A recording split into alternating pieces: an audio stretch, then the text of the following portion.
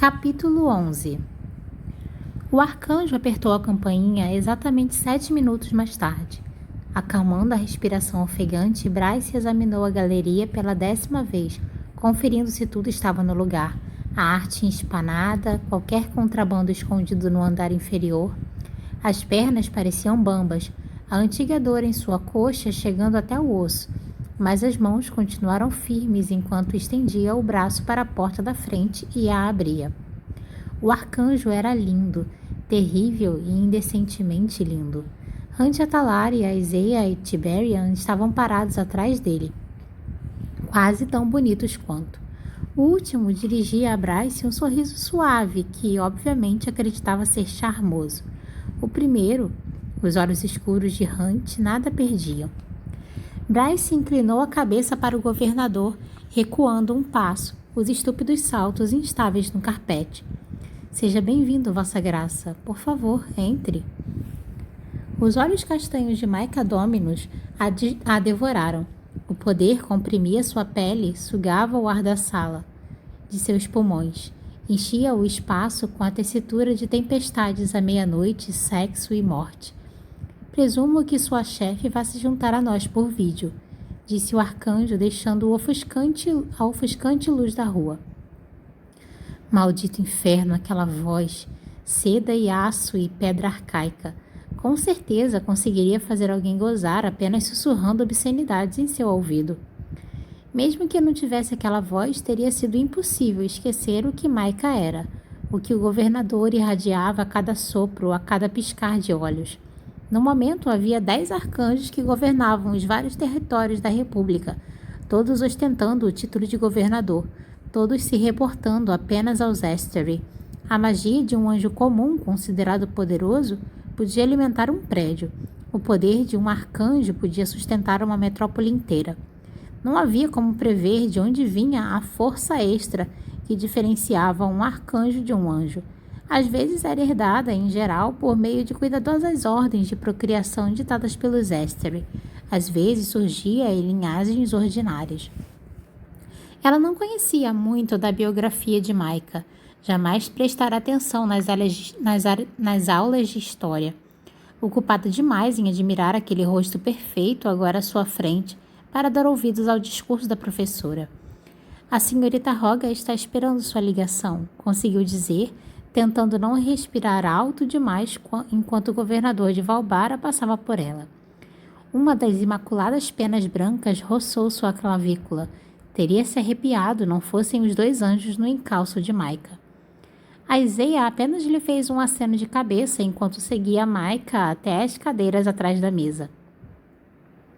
Hunt Atalar, entretanto, se demorou, sustentando seu olhar, antes de estudar sua clavícula, como se apenas tivesse deixado uma marca. A tatuagem de espinhos na testa do anjo pareceu escurecer.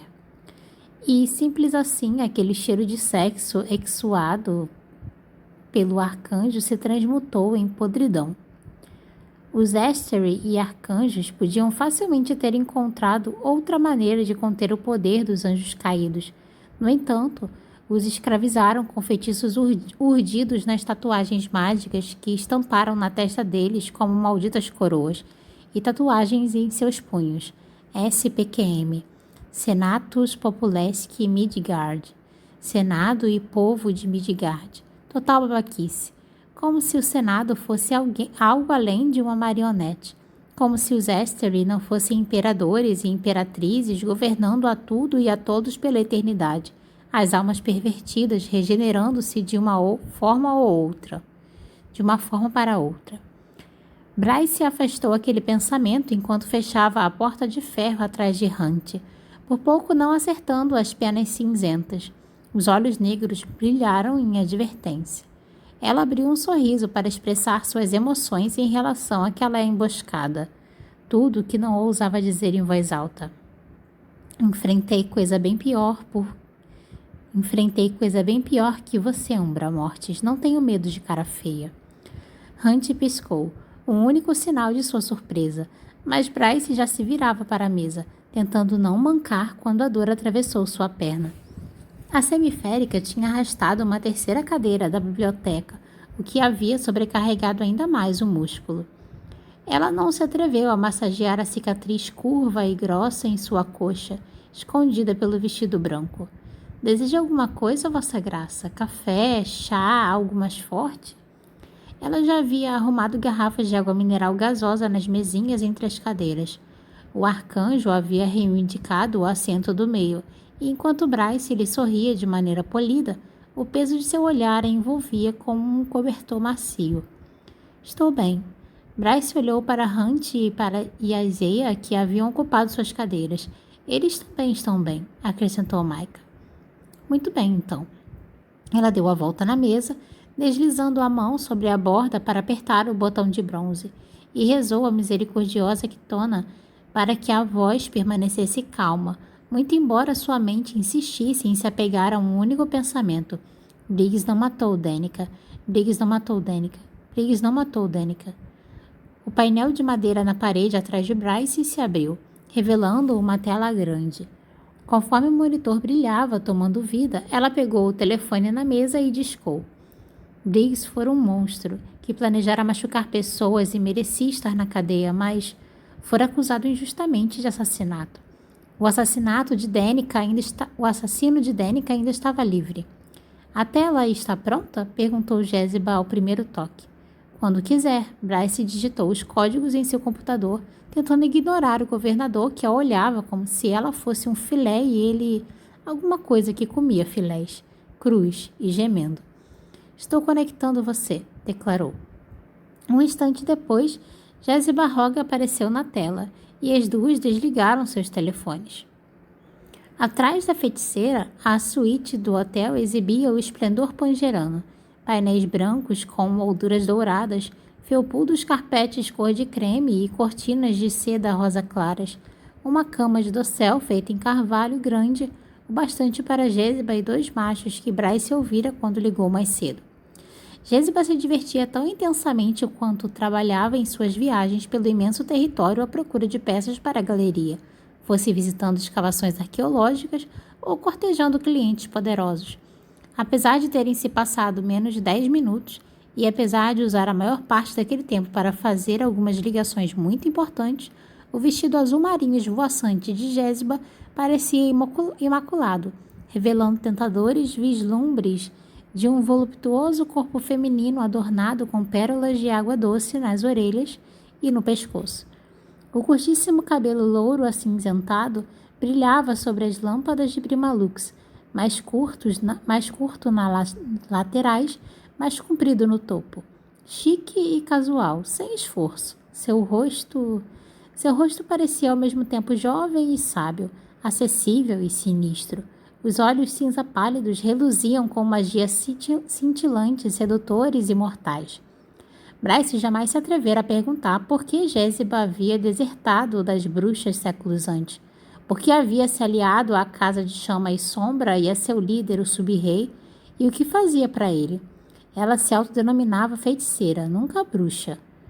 Bom dia, Micah, cumprimentou Jesiba com suavidade. Um tom de voz cortês e vulnerável se comparado ao de outros membros de Chama e Sombra. O raspar rouco dos cefadores ou o timbre sedoso dos vampiros. Jesiba, ronronou Micah. Jesiba abriu um ligeiro sorriso, como se tivesse ouvido aquele ronronar múltiplas vezes de múltiplos machos. Por mais que me agrade ver seu belo rosto, gostaria de saber por que convocou essa reunião, a não ser que o lance de Danica seja uma desculpa para conversar com a doce Bryce. O lance de Danica. Bryce manteve a expressão neutra, mesmo sob o escrutínio de Hunt. Parecia que ele podia ouvir as batidas de seu coração, farejar o suor umedecendo suas palmas. Mas Bryce respondeu com um olhar entediado. Micah se recostou na cadeira, cruzando as longas pernas. Por mais tentadora que seja sua assistente, temos assuntos mais importantes a tratar, disse o arcanjo sem sequer olhar para Bryce. Ela ignorou a permissividade descarada, o timbre daquela voz tentadora, como se ela fosse um pedaço de sobremesa em um prato. Estava habituado àquilo, mas os malditos machos Vanir. Jesiba acenou com graça etérea para que continuasse, as unhas prateadas brilhando sob a iluminação do hotel. Acredito que meus triários informaram a senhorita Kinlan sobre o assassinato de ontem à noite, cujo modus operandi foi o mesmo das mortes de Danica Fendir e da Matilha dos Demônios há 2 anos. Explicou Micah devagar. Bryce se manteve imóvel, imperturbável. Com sutileza, inspirou os fiapos calmantes de menta do difusor ali perto. Micah continuou. O que eles não informaram foi a outra conexão. Os 2 anjos ladeando o governador enrijeceram de forma quase imperceptível. Claramente era a primeira vez que ouviam aquilo. Ah, fez Jezebel. E preciso pagar por essa informação? Um poder vasto e frio crepitou na galeria, mas o rosto do arcanjo continuou indecifrável. Estou compartilhando essa informação para que possamos combinar esforços. Jezebel arqueou uma sobrancelha loura com sobrenatural fleuma. Para fazer o quê? Para que Bryce Kinlan encontre o verdadeiro assassino por trás desses crimes, é claro, respondeu Micah.